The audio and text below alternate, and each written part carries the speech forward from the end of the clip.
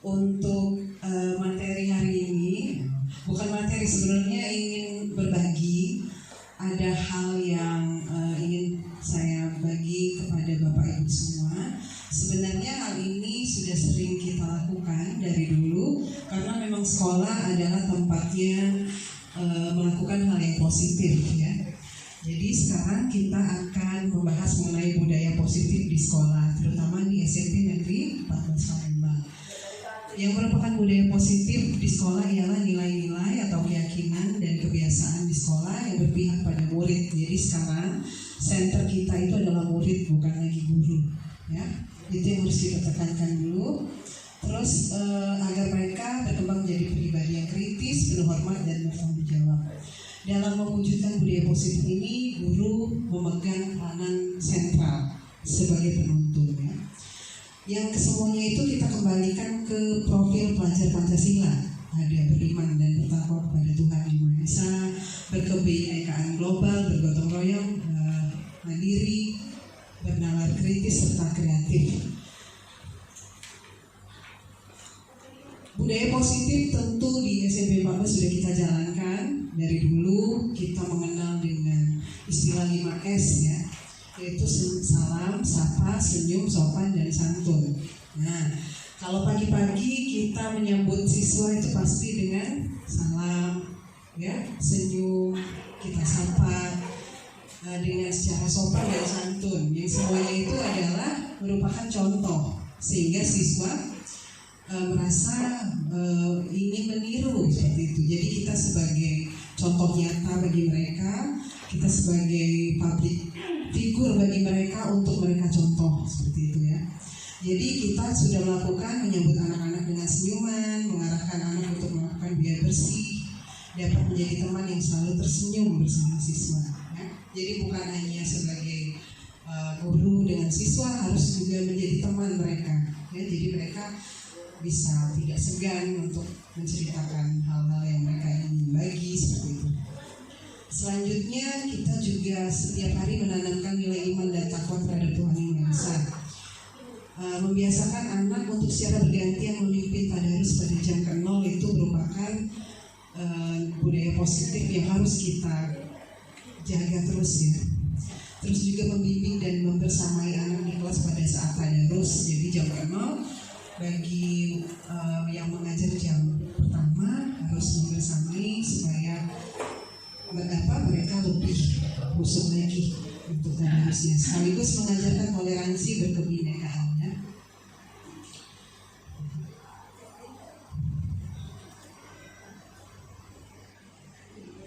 Lalu ada juga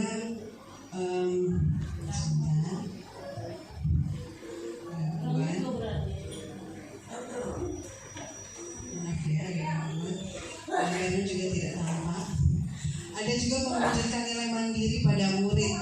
Yang kita lakukan selama ini mendorong murid untuk berani mengeluarkan ide, memberikan kesempatan murid untuk secara bergantian memimpin salam atau memimpin salam ketika masuk ataupun memimpin salam ketika terakhir, ya. Jadi kita biasakan anak itu jangan hanya ketua kelas, kita gilirkan. Misalnya hari ini barisan yang pertama yang memimpin salam, selanjutnya bergeser ke sebelahnya sampai semuanya mendapat giliran. Jadi kita bisa menanamkan nilai mandiri, keberanian seperti itu. Lalu di sekolah juga kita sudah melakukan budaya positif, yaitu bergotong royong. kita memang sekolah yang berada di dataran rendah sehingga selalu terdampak banjir. Jadi kalau kita tidak mengatasinya bersama-sama, kita tidak akan bisa mendapatkan situasi yang memungkinkan untuk kita belajar. Jadi selalu kita tekankan atau kita kasih contoh kepada anak untuk selalu bergotong royong ya. Seperti yang sudah kita lakukan, itu kita jaga sampai menjadi budaya yang selalu dilakukan oleh anak. Lalu melakukan pembelajaran yang kreatif. Untuk membentuk anak yang kreatif, tentu gurunya harus lebih kreatif karena siswa itu tentu mencontoh gurunya. Kalau kita selalu melakukan hal yang kreatif, mereka menjadi pribadi yang kreatif. Seperti melakukan permainan, karena memang dunia anak itu adalah dunia bermain ya. Jadi kita harus menyisihkan dalam pembelajaran itu mungkin ada permainan, mungkin tidak selalu di dalam kelas ya, kita bisa di luar kelas, suasana baru, mengajak anak supaya mereka merasa nyaman ya, supaya mereka merasa tidak bosan seperti itu. Kita juga punya perubahan paradigma belajar. Jadi setelah saya mempelajari tentang budaya positif dan paradigma belajar, ternyata banyak ada hal-hal yang memang kita anggap dulunya benar, ternyata masih keliru ya. Seperti memang kita biasanya sentralnya kepada guru ya. Apa yang kita mau biasa kita paksakan kepada guru. Kita punya target-target ya. Kita punya KKM, kita punya target terhadap siswa harus dicapai. Ternyata semua itu memang bukan tujuan utama. Tujuan utama adalah pendidikan karakter ya. Disiplin maupun pengelolaan kelas hendaknya menjadi fokus dalam memecahkan masalah dibandingkan dengan hadiah atau hukuman. Jadi hukuman itu sebenarnya tidak bagus karena akan menimbulkan traumatis dan dampak yang tidak baik ya. Jadi pendidikan karakter bukan hanya sekedar mengajarkan mana yang benar dan mana yang salah pada anak, namun lebih dari itu harus menanamkan kebiasaan ya. Lalu di sini ada cara untuk memperbaiki kesalahan murid. Jika dalam pembelajaran kita menemukan kesalahan yang terjadi pada murid, kita tidak harus langsung menghukum. Kita bisa melakukan yang namanya segitiga restitusi. Ya, apa itu segitiga restitusi? Yaitu proses menciptakan kondisi bagi murid untuk memperbaiki kesalahan mereka sehingga mereka bisa kembali pada kelompok mereka dengan karakter yang lebih kuat ya. Apa saja tahapannya? Ya, restitusi memberikan kesempatan kepada murid untuk disiplin positif ya. Lalu memberikan penawaran bukan paksaan ya. Lalu juga menyelesaikan masalah seperti guru dapat menggunakan kalimat semua orang pasti pernah berbuat salah ya.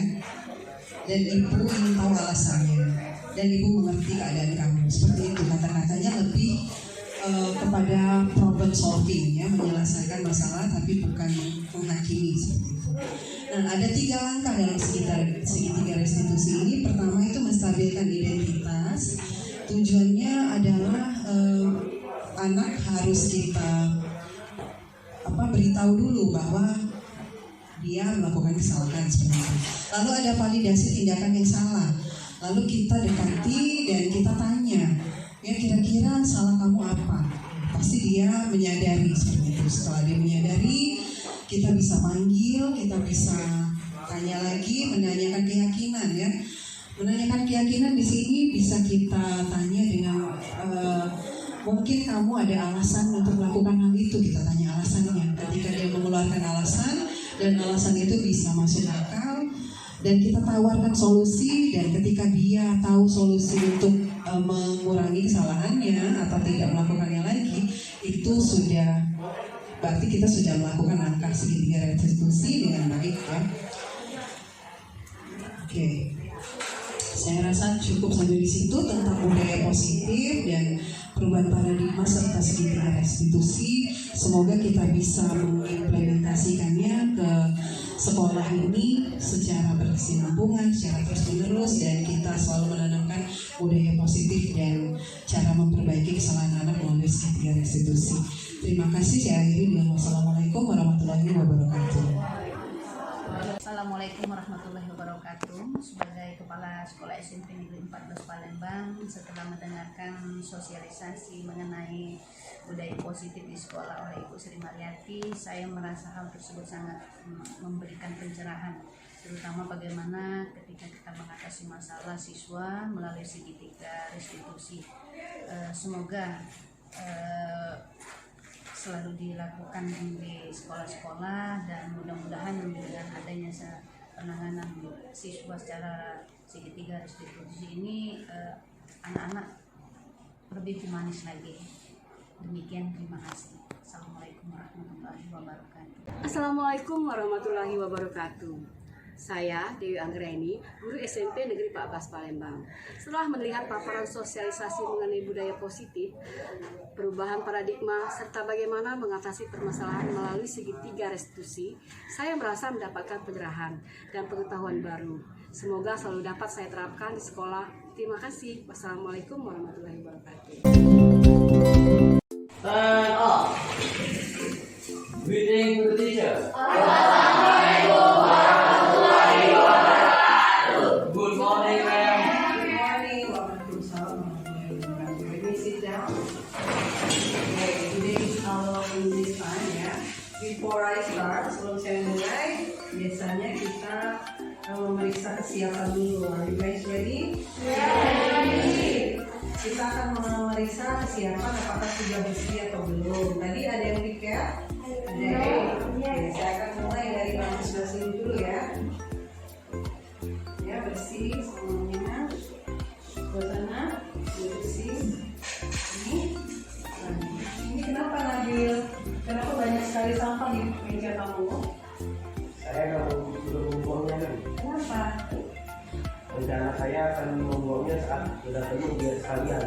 Oh, seperti itu. Nabil mengerti kalau Nabil belum membuangnya dan mau menunggu sampai banyak. Tapi kalau ditunggu semakin lama akan mendatangkan hewan seperti semut ya, nanti ada kecoa, dan teman-teman juga pasti keberatan kan? Iya, Oh ya. Seperti itu ya. Oke, sekarang Nabil bagaimana? Selanjutnya mau apa? Saya akan membuangnya. Ya, silakan. Lain kali kita pastikan ya kelas kita bersih, laci kita periksa dulu, semua sampah kita buang. Apalagi kalau habis jajan ya, habis istirahat, semuanya harus dipastikan bersih.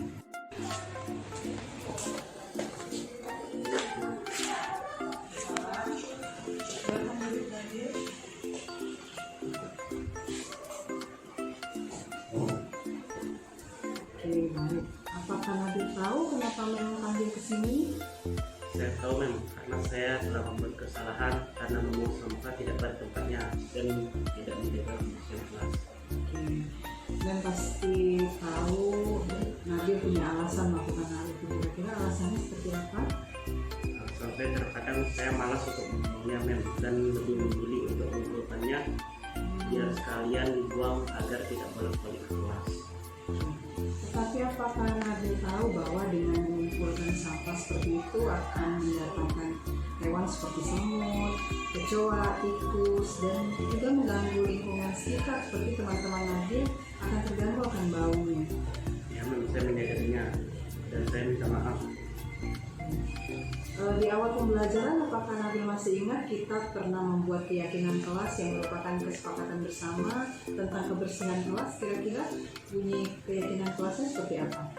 Saya ingat memang salah satunya adalah untuk menjaga kebersihan kelas dan membuang sampah pada tempatnya yang sudah disediakan di kelas. Dan yang percaya dan yakin bahwa Nabil bisa mempraktikkan keyakinan kelas kita ya. Jadi menurut Nabil untuk solusi ke depannya supaya kita bisa tetap menjaga kebersihan kelas seperti apa? Saya akan membuang sampah pada tempatnya dan menjaga lingkungan kelas. Baik, karena Nabil sudah menyadari kesalahannya dan berjanji akan buang sampah pada tempatnya dan selalu menjaga kebersihan kelas, sekarang Nabil boleh kembali ke kelas. Terima kasih banyak sarannya dan masukan.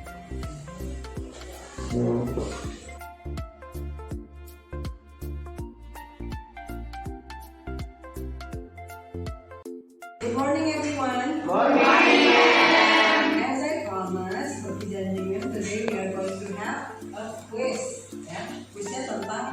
beberapa pertanyaan. So I will have a question for you. This is about describing things, ya, menjelaskan tentang benda atau menggambarkan suatu benda. It can be food, it can be things around us, bisa buah, bisa benda di sekitar kita ya. You can guess ya. I will give you some clues. Saya akan beri kamu beberapa petunjuk mengenai bendanya. You can answer it by raise your hand. Ya, seperti aturan yang sudah kita buat akan kelas kita. Kalau mau jawab harus apa? Angkat tangan ya. Setelah disebut namanya baru boleh menjawab.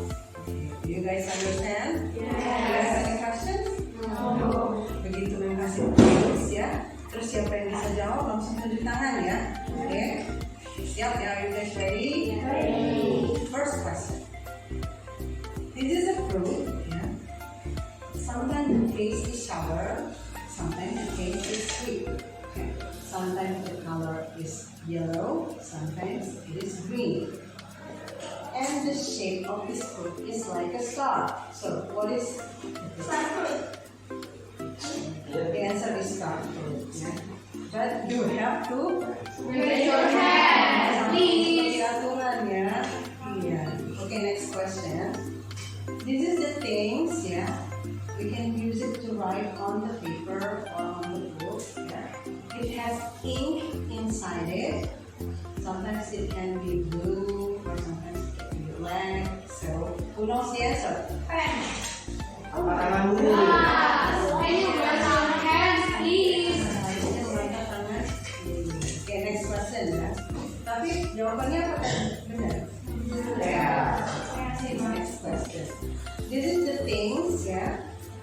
It is usually round, the shape, yeah. And we can hang it on the wall. And the things can show us the time. What is the things? We can What is the answer? Jawabannya adalah jam dinding ya. Oh, tapi harus sesuai dengan raise your hand. Ini kenapa Aleta selalu menjawab tanpa mengangkat tangan? Iya, Mbak. Bukan saya, Mbak. Saya akan menunjuk tangan dan juga teman-teman saya, baru saya akan menjawab pertanyaan. Itu pertanyaan ini. Baik, kita lanjut. Harus tahu ya aturannya ya. Kalau menjawab harus mengangkat tangan. Dan disebut namanya baru menjawab. Oke, next questions. Assalamualaikum, bismillah. Silakan Ibu. Silakan Ibu Aleta. Apakah Aleta tahu mengapa Mel panggil ke sini? Iya, Mem. Aleta tahu karena tadi Aleta melakukan kesalahan di kelas, mengangkat tangan sebelum menjawab, dan tanpa menunggu nama Aleta dipanggil, Mem.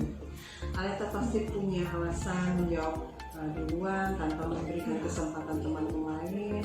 Berapa alasannya? Baik, Mem. Alasan saya adalah saya ingin mendapatkan nilai terbaik di kelas, Mem, dan saya ingin Mem tahu bahwa saya bisa menjawab semua pertanyaan di kuis kemarin yang Mem ajukan kepada kami, Mem. Tetapi apakah Aleta tahu bahwa teman-teman yang lain juga punya kesempatan yang sama, punya hak yang sama untuk mendapatkan nilai juga? Ya. Tahu ya. Mungkin Aleta masih ingat waktu di awal pembelajaran kita sempat buat keyakinan kelas bersama yang merupakan hasil dari kesepakatan sama-sama.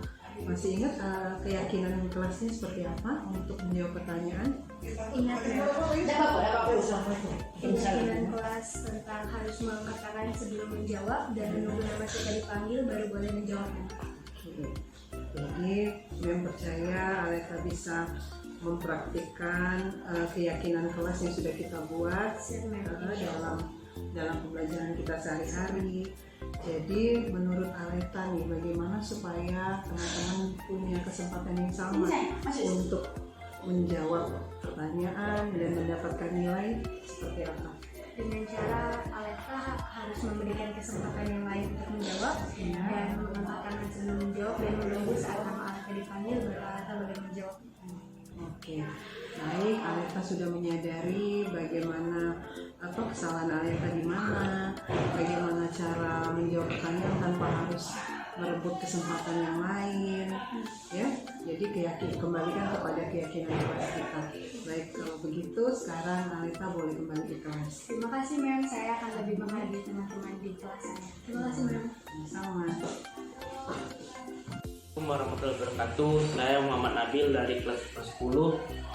Setelah melakukan segitiga restitusi bersama Mem Sri Mariati, saya merasa lebih lega dan menyadari kesalahan saya, dan saya menjadi pribadi yang lebih bertanggung jawab terhadap lingkungan kelas.